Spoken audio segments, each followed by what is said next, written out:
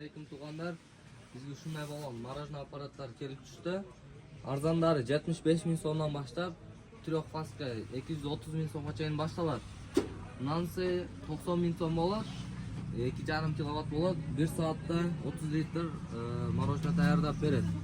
Nansi markasi E27, E26 bo'ladi. Ikkosi teng 2,8 kilovat bo'ladi.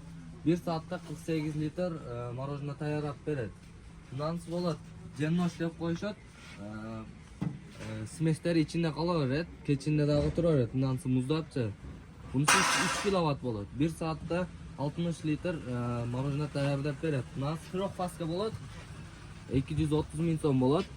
Oldi steklanli bo'ladi. Undan keyin bunisi 1 soatda 70 litr marojnoy tayyorlab beradi.